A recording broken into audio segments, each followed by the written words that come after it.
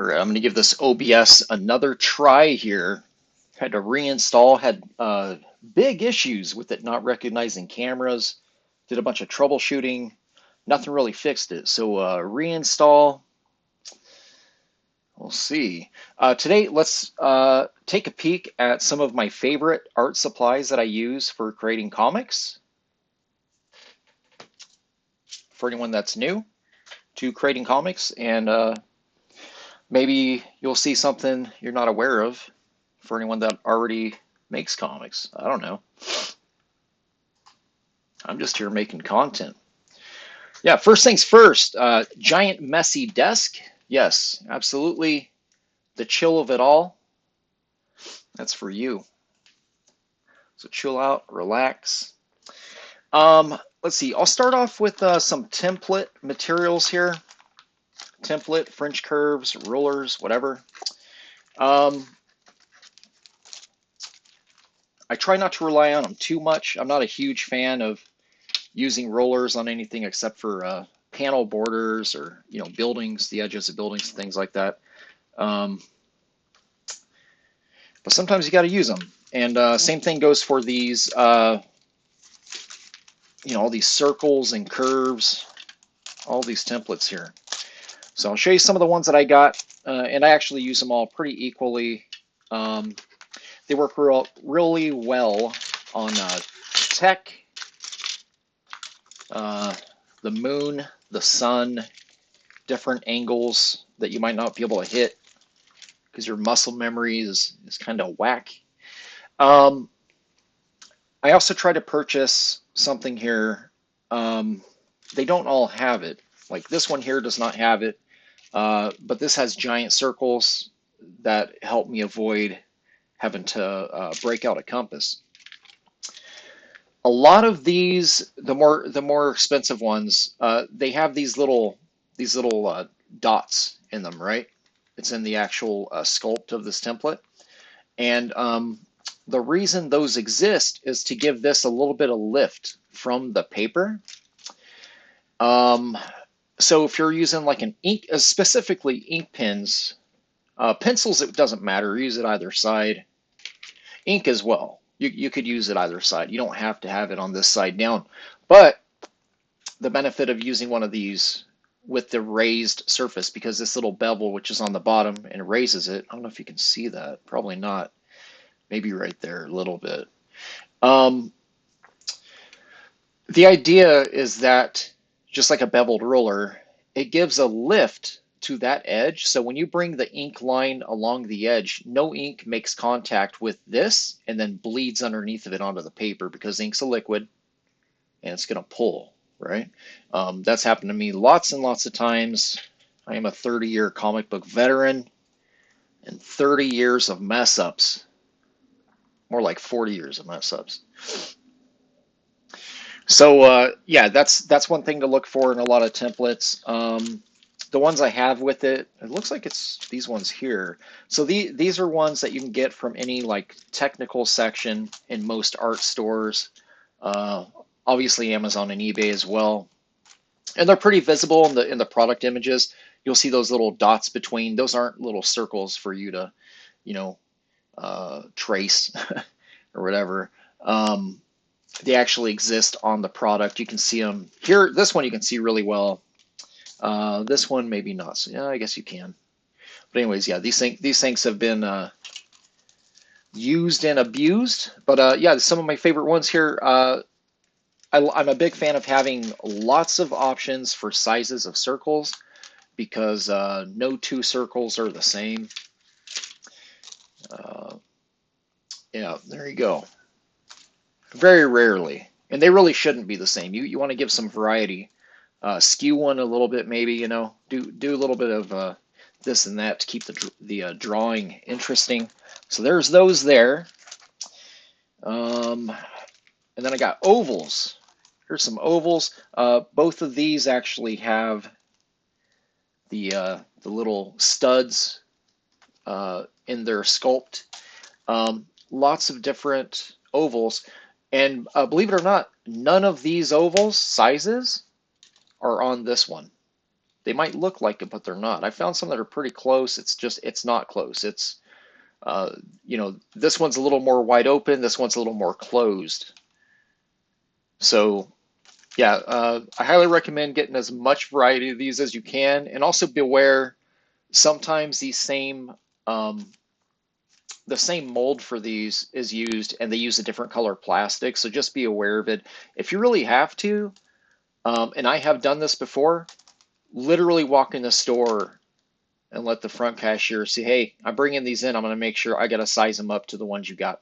You know, that way they don't think that you're stealing. I guess I don't know. I live in Arizona. It's the Wild West out here. They check you for everything. All right, we got French curves. I'm a big fan of French curves. Uh, you can see this one has been used heavily. Um, most of my French curves, I think, have this beveled edge. So basically, you could flip it either way, and you're going to have this beveled edge right here. And that's because the designers of these specifically know that you probably more than likely are going to be using a pin of some sort and are probably working on drafting supplies, which you need to have a one and done stroke. And looks like all of them that I have actually, and I have a large variety, lots and lots of different packs through the year. Some of them are a little more intricate. You can find different shapes in them. Uh, I will say, for whatever reason, I don't know if it's an artist thing, I tend to use the outer edges more, but there are times where I have found curves that I couldn't really hit correctly inking a piece where I have used the inner cutout areas on them. So really, these are just sort of like use your imagination, just sort of find a place like you might have an edge like this that it's very hard for you to draw. And you can just kind of whisk in and whisk out on it and get that curve that you weren't able to accomplish freehand. But yeah, for me, this is mainly an inking tool. When I pencil, I can't say I've ever used these as a penciler, not ever actually.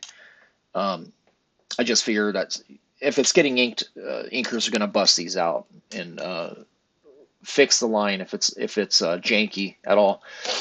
Um, some of these older ones, I don't know, they got these other curves. I guess just someone having fun designing these. I think my other two that were in the set actually got snapped. Oh yeah, plastic. Don't have these on the ground. You're gonna step on them. Don't put your glasses on the ground. Don't put your French curves on the ground. All right. But yeah, like all of these have gotten use for me at one point or another. Some are nicer for different reasons. This one you can get a really long curve, and sometimes you got to kind of inch it around and edge it around, or even flip it to get the right curve you need, right? Sometimes you're going to use a small portion, sometimes large, but I highly recommend if you are inking to get used to using these for lines that are beyond your muscle memory reach. For me, it's about probably 3 to 4 inches, and then my line can go skew. Where my confidence lowers drastically after about 2.5, I think. Um, but anything within like that 1 inch range of hitting a line perfectly, I got it. I got it. So, anyways, yeah, French curves, and then also templates of circles. Let's see. I don't know why I even have this guy here. This is a triangle. I don't know where my other ones are at. I have 3 or 4 other ones, different sizes of triangles. Artist Loft, I believe that's a Michaels brand, maybe. Um, I don't really, I don't really use this. I guess I would use for the ruler, but there's nothing on a page that I'm drawing that uses this. So sometimes we just like to own stuff we don't really need. Here's a new one I bought. Bought this week. It is a Michaels brand, Artist Loft. Yes, because it was from Michaels. Locally, Hobby Lobby and Michaels are the two places I go. I specifically went to Michaels today, though, because I've been on the lookout for some refills, which I did find for a click eraser. Um, this is a template I don't have, and I mean, it's possible that I might have a couple in-betweeners here, but again, it's one of those things where I was looking at it and I was like, I think this is I had a light green version of this, but I'm pretty sure this is the one that I lost in a move.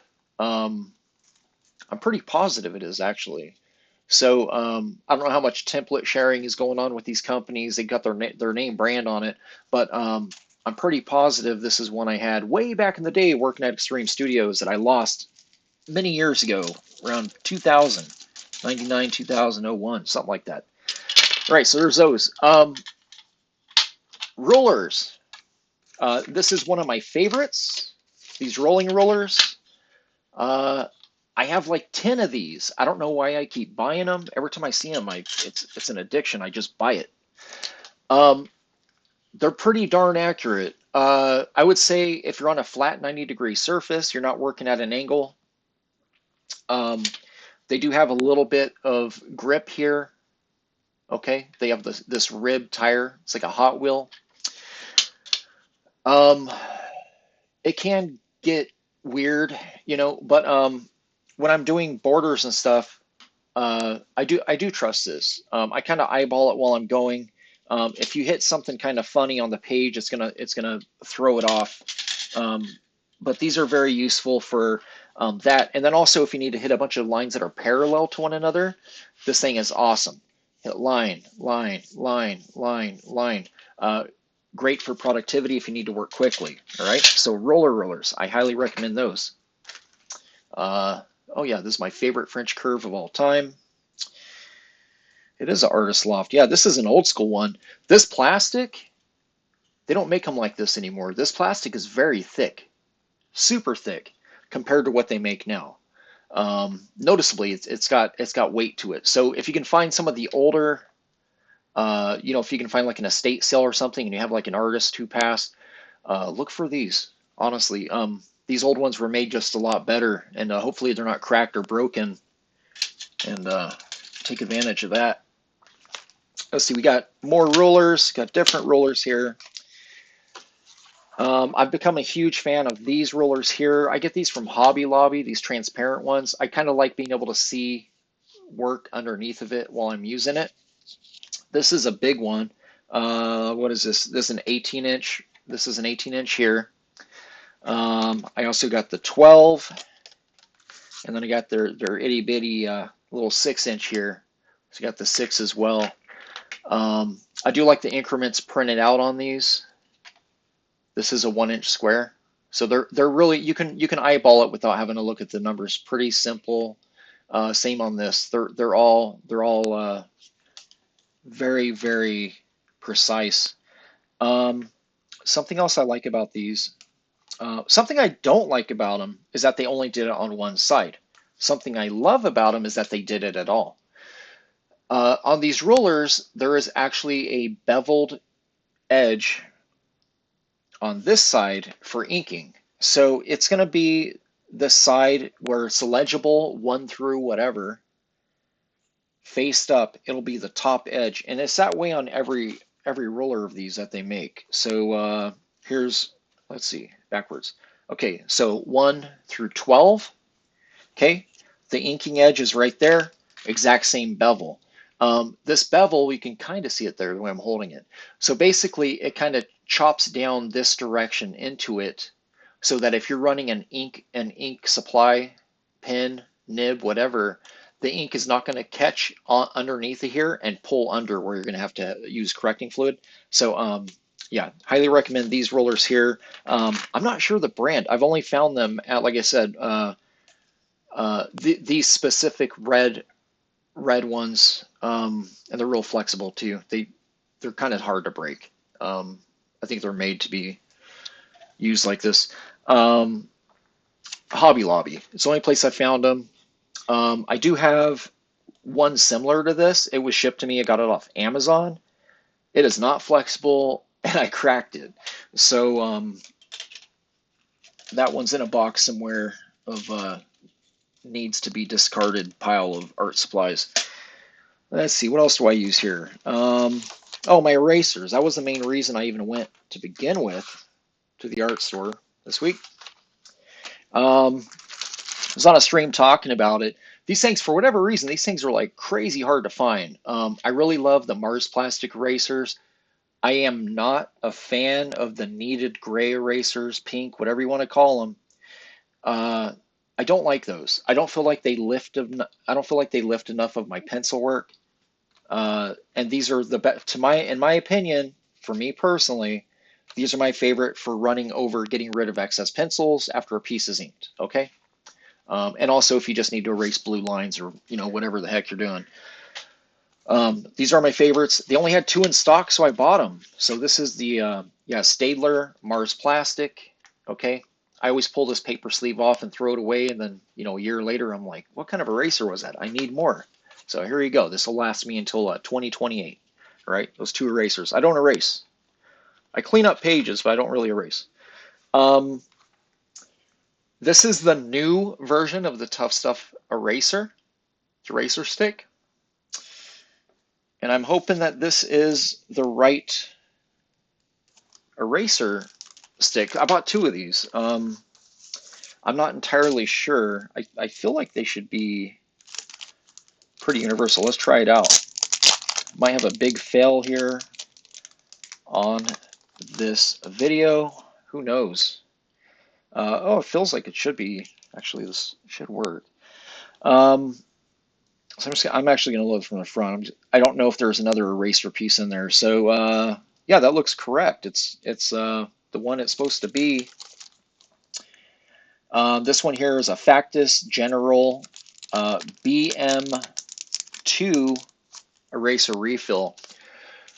If you're lucky enough, I have a box of the other stick erasers, which used to be, what was it, like a 4mm? It was big. It was almost the size of the barrel at the end here.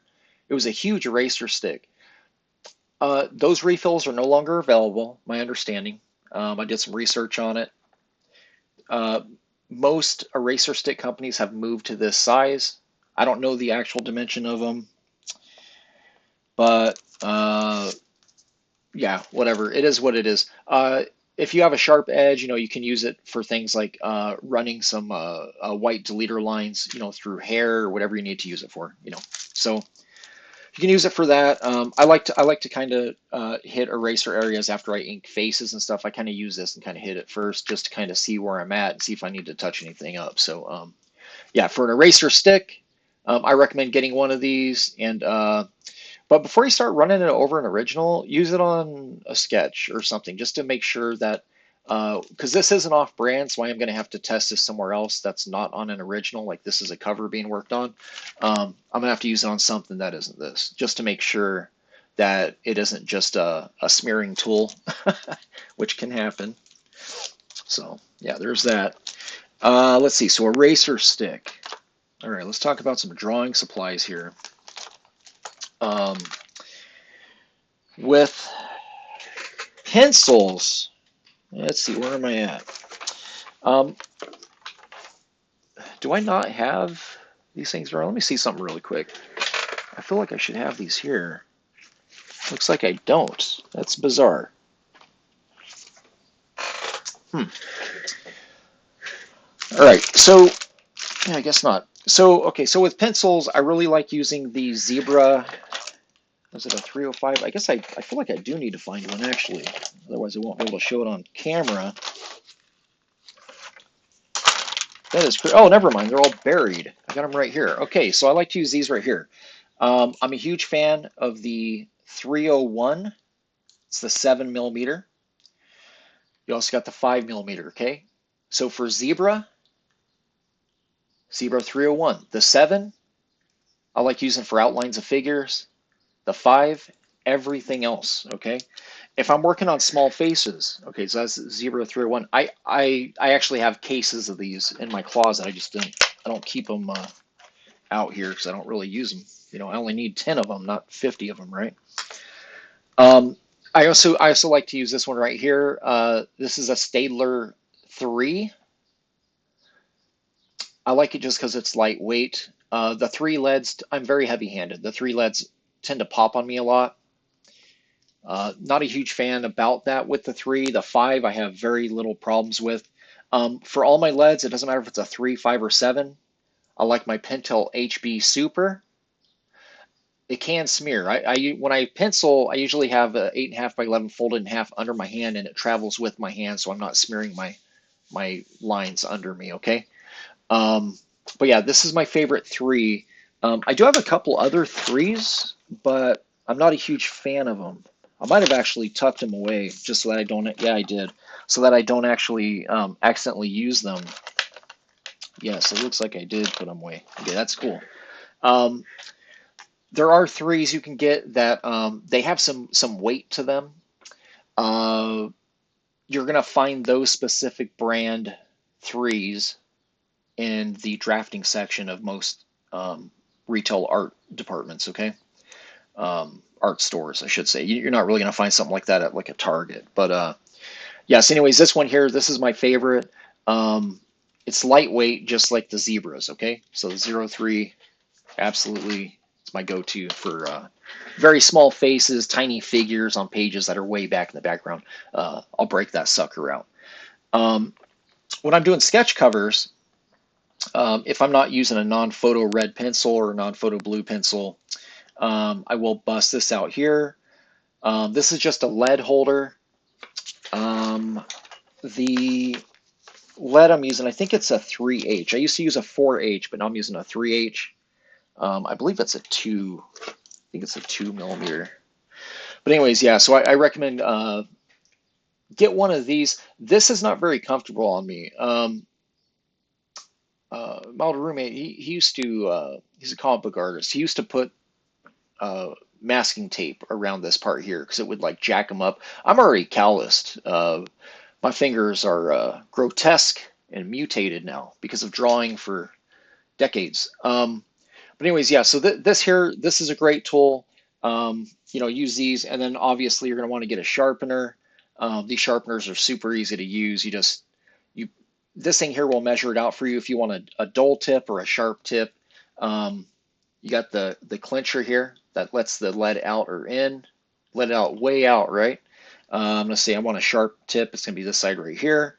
It's got some area on it, so I just loosen it up and go down to the bottom to the base. So that's the length there. You put it in here and it actually sharpens like this. Okay. I think it only works in a clockwise fashion. I'm right-handed. I've never tried the other direction. I think it does work that way best though, the way the grinder is set up on the inside. Okay, so this is a sharpener.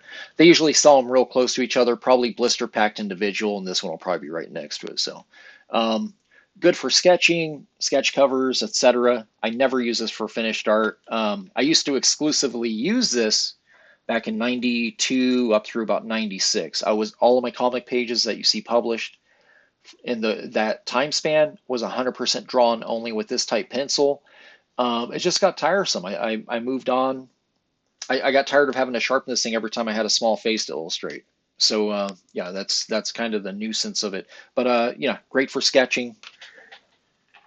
Great tool. Great tool. I think it's a must-have, regardless if you use it for finished work or not. Of course, non-photo blue pencils here.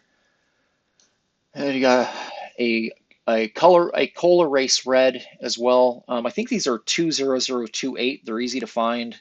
If you Google copy knot or non-photo blue, just enter the number 20028. It'll come up with either the Prismacolor or the Cola Race brand. Someone got sold to someone at some point for producing these. I'm not sure who. I had see this one says Cola Race, but then I have other ones that is a Cola Race too. I got older ones too that they just say non-photo copy. Yeah, like this one, it says copy not. This was a Prismacolor brand. They're different. I feel like they're the same but different. And also the lead, you can see the original. I don't know, it's weird. Like some of them are like almost a reddish hue. But anyways, the lead works the same. Okay. And you won't feel guilty when scanning pages. You can leave this all over the page. Doesn't matter. Great for laying it out and getting all your proportions correct and this and that.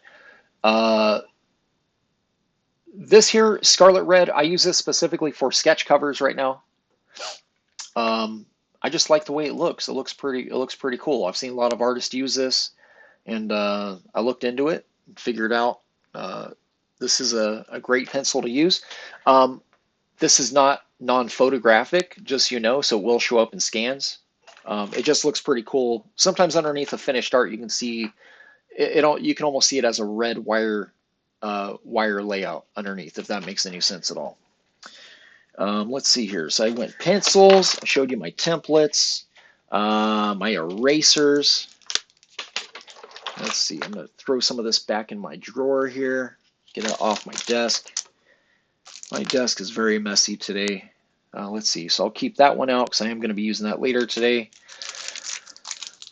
Let's see. I did order some more Poscas. This is not the one I normally use. The one I use is a L1. This is a full one, so this is a 7 size. But anyways, Posca brand white paint markers.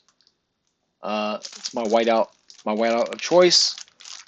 You can use Jelly Roll if you want. Jelly Roll you cannot layer. That's my problem. These here you can layer because it is an acrylic. Essentially, it's an acrylic paint. Okay. These here I think are a step above Jelly Rolls. It's the Signo brand. It's a Uniball pen, but it's the Signo brand whiteout pen. They're one-time use. They're not refillable. Here's 2 of the same size. These would be like a size 7 marker. This here would be more like a 3 to a 5, this thinner one. And I have absolutely no tips on how to order these. I've done reorders from Amazon, and they've sent me a case of these, and sometimes I get a case of these. I have no idea, and I'm just ordering the same products. I don't know how to order those, but you'll be happy with either one. They both work fine, and same with these. This one here is going to be a little bit of a nuisance because it is going to be like a 7 size pin. I did have to reorder the L1s, which have a shorter stub body. They're a little shorter, and they have a different tip than these as well. Yeah, that or L2, L1. Those ones have like a 3, in between a 3 and a 5 size tip. This is a 7. So technically I could actually, if I'm not heavy-handed, I could do pretty decent whiteout detailing with this. You know, it is what it is.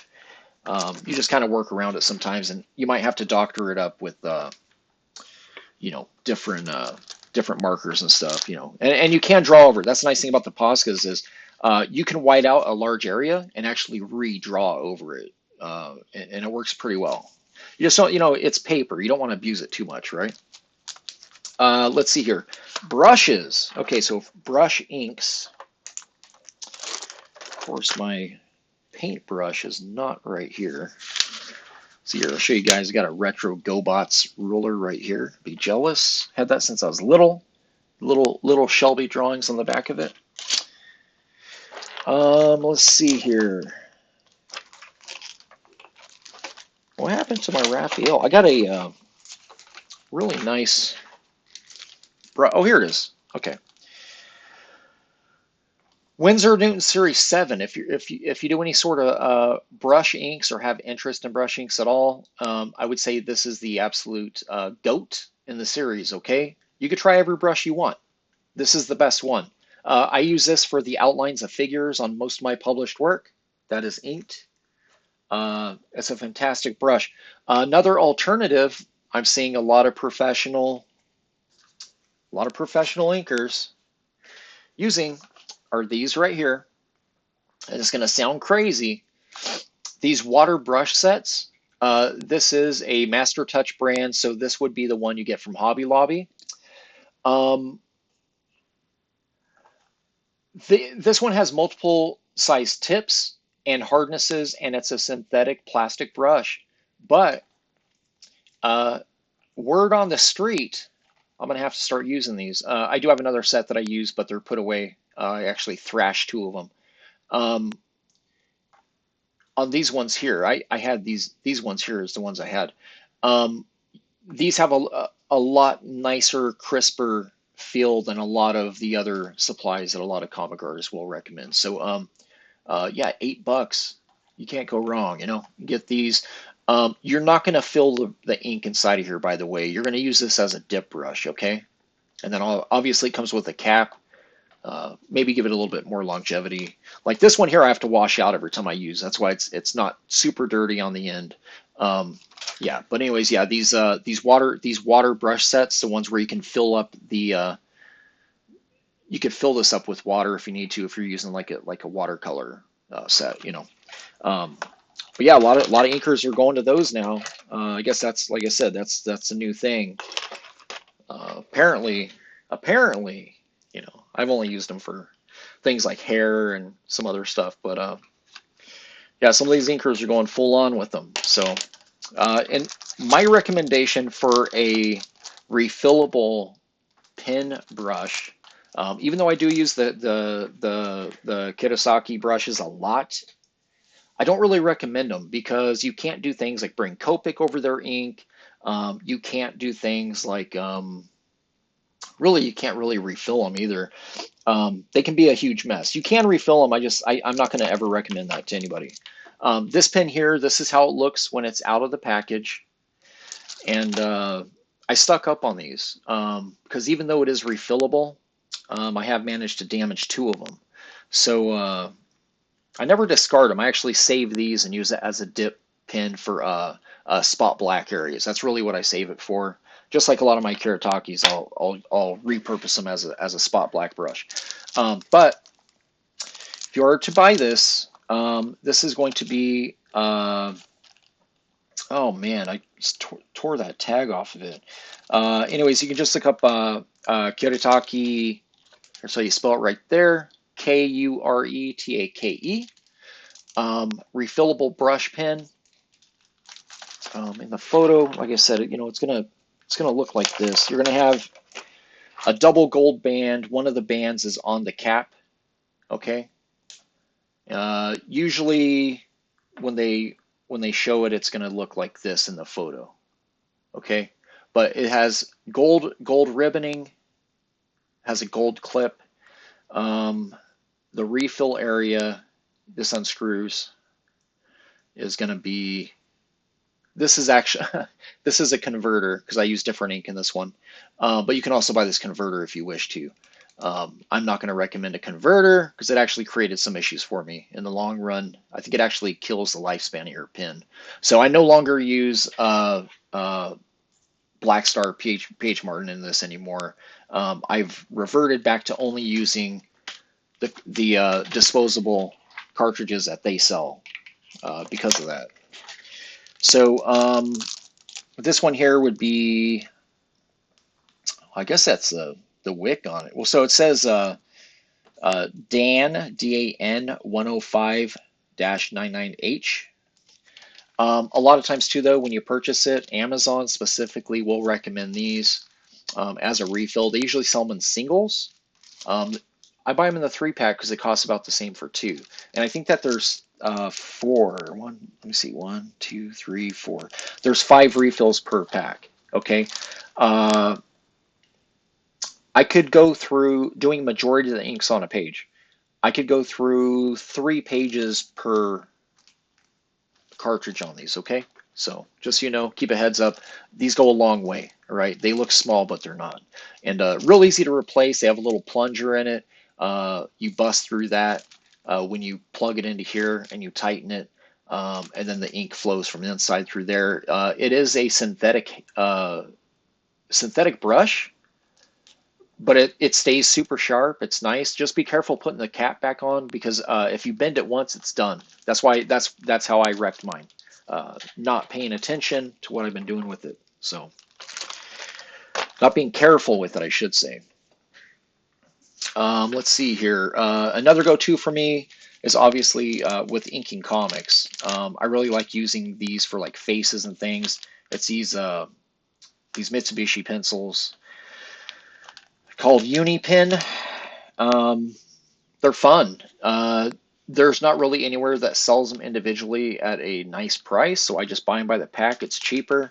You can get a 9, 12, a 10, a 6, and a 3-pack of these, all right? So the Unipens, they work well. They work really well with Copic markers. You could bring a Copic marker over it. Whiteout works out over top of it as well very easily. They're nice, fun. the line lays down really nice in these too.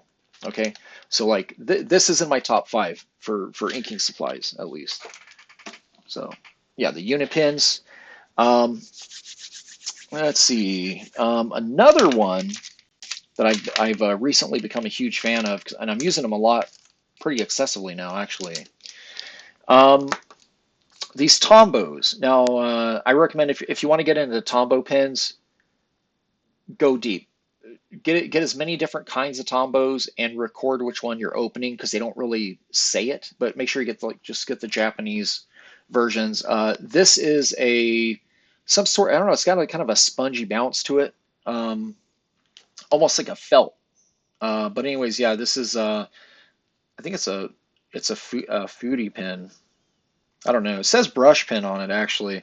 It doesn't feel like a brush pin though. It feels like a felt to me. If you see that tip, that's not a brush. So I don't know. They might use the same synthetic material for it. Um, I've been a big fan of these. The 1 and the 3 size. These are their version of a fine liner. Um, they just feel nice laying down. I don't know a way to describe it. I guess as an artist, you might understand it. It just it feels very natural, and I feel in control when I use these. So, but anyways, yeah, they're the mono drawing pen by Tombow. Uh, you could get the whole set. These are the 2 that I go to the most, and also these are the easiest to find by the dozen, just so you know, okay? So the 1 and the 3. I mean, I guess you could find the 5 and the 7 as well. For me personally, I kind of stick to the smaller ones because my larger lines, I'm usually using a brush. So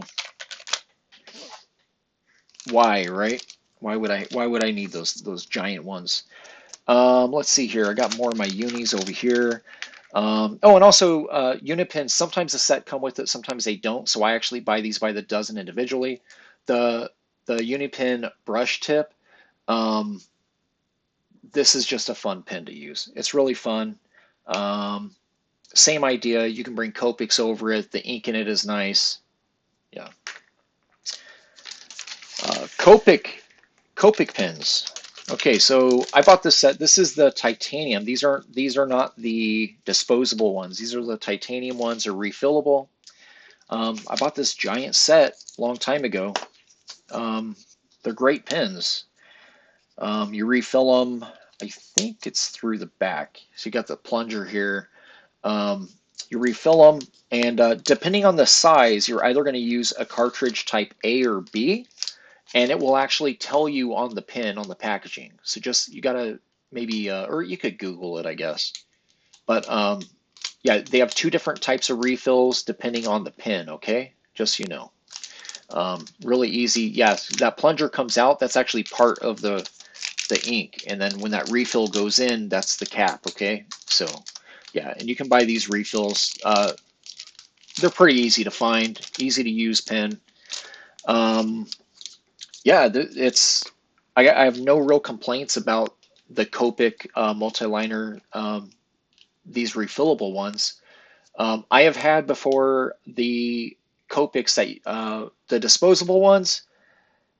At that point, I'm just going to go to a Faber-Castell or to Unipin, honestly, or even the Tombos now.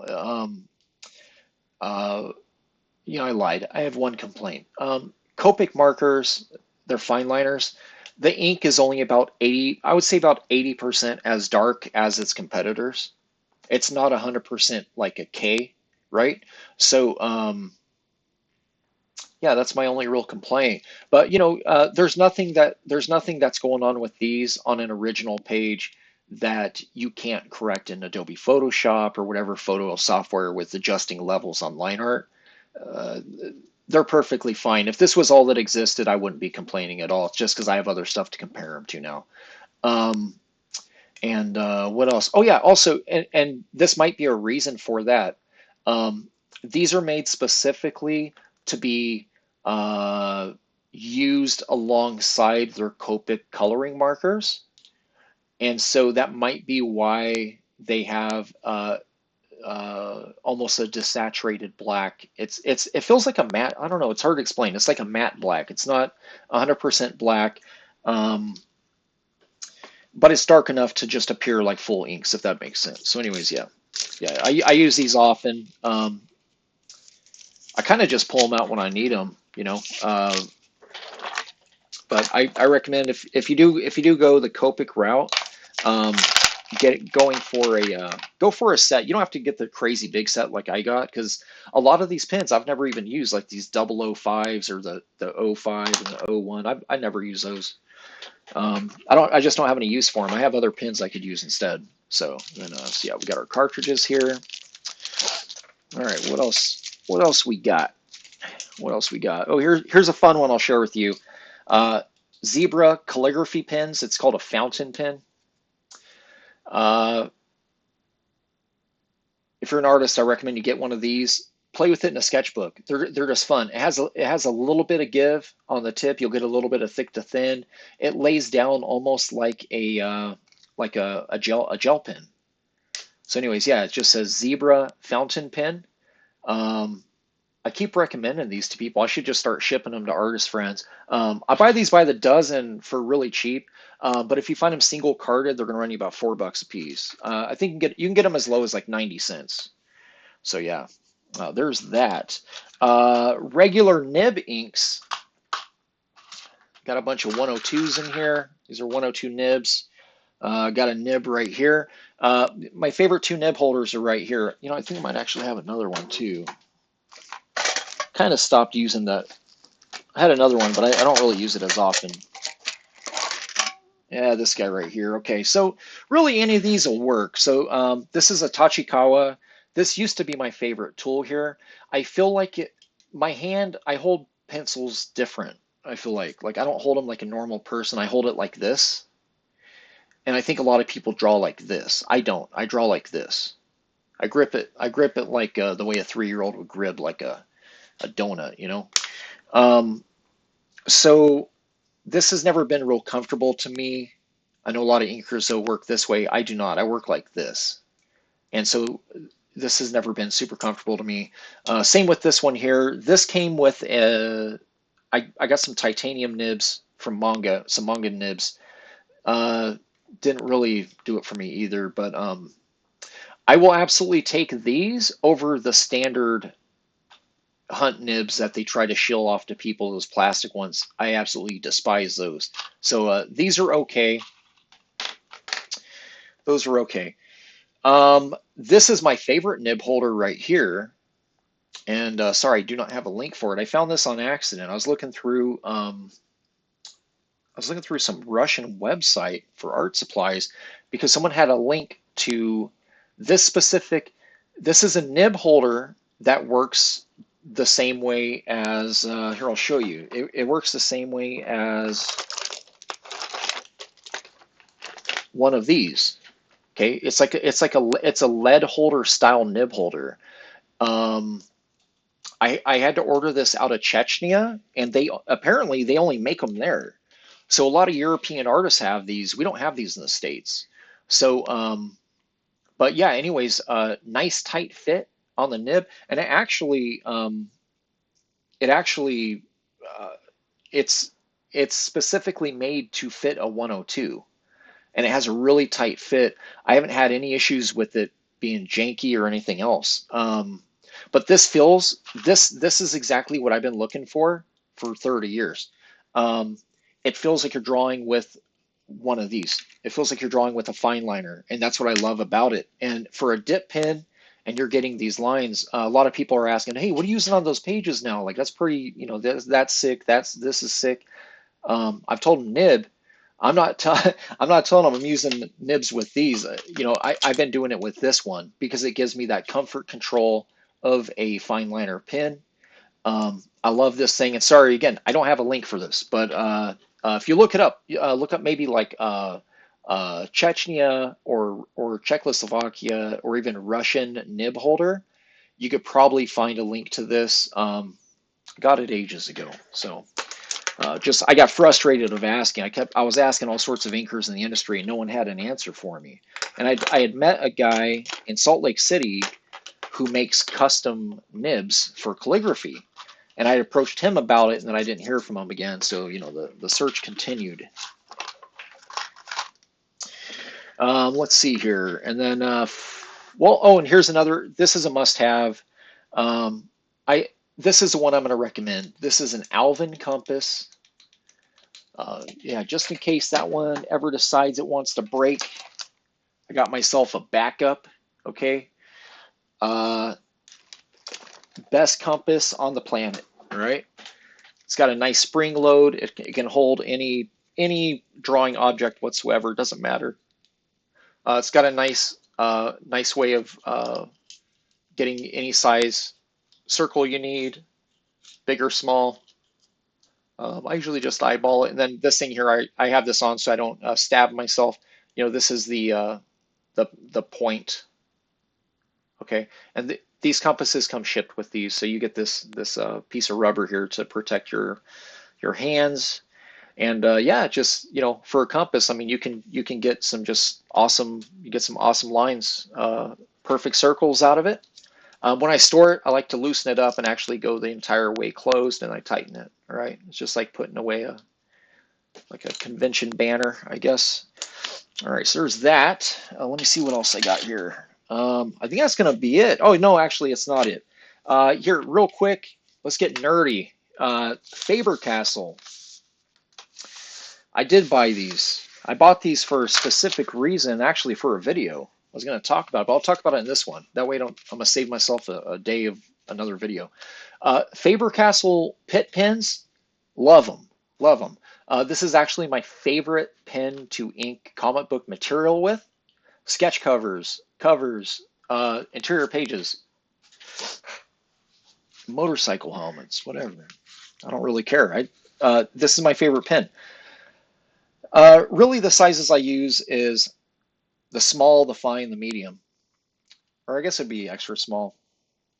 And you can see here, let's line them up by size. So the extra small is a 1 millimeter, okay? Small is a 3. So I'm going to say that this one is more like a 1 to a 2. You're going to get variance depending on if you're heavy-handed, you're going to get a fatter line than I will, okay? Or vice versa. Um, A small, they say, is a 3.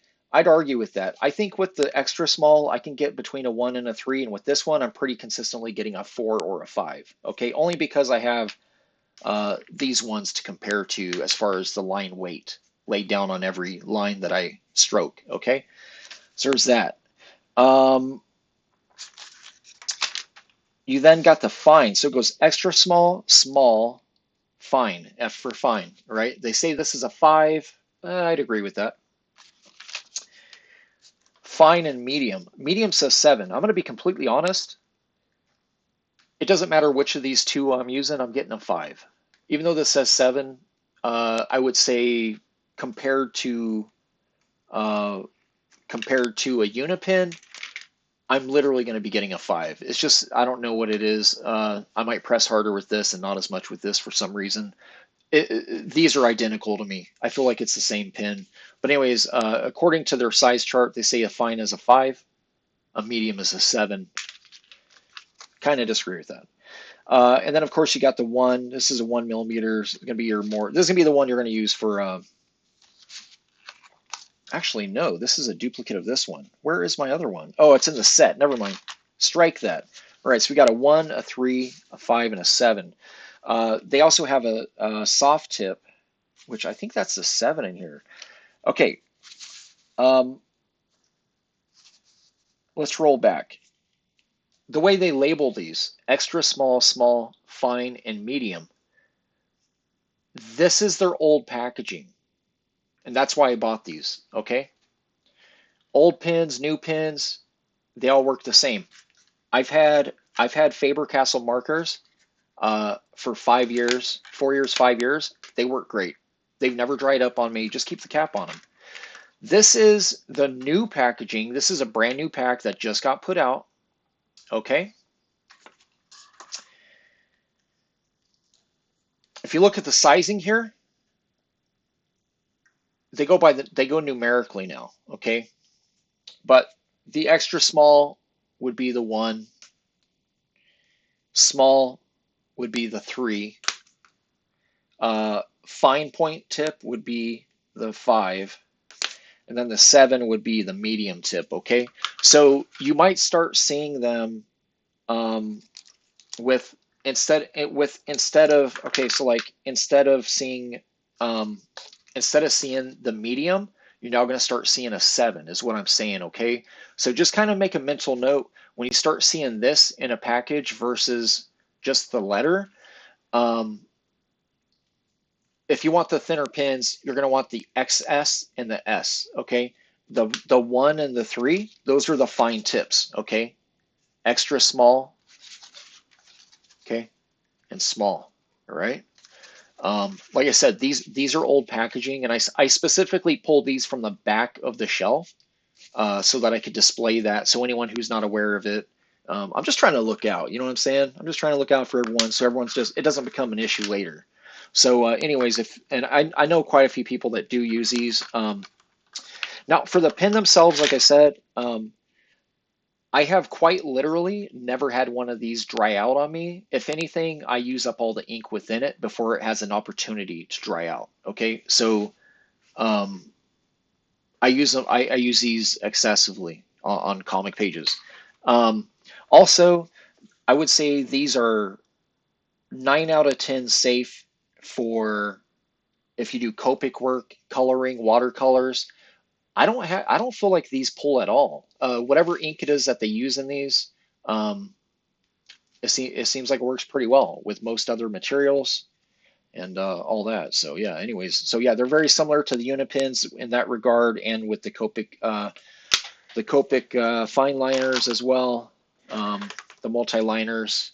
Um, yeah, so these three here, these are really kind of my go-tos, and then of course on actual pages, huge fan of the Tombos, the mono drawing pen. So yeah, those are going to be my recommends if you're into fine liners for inking your comics.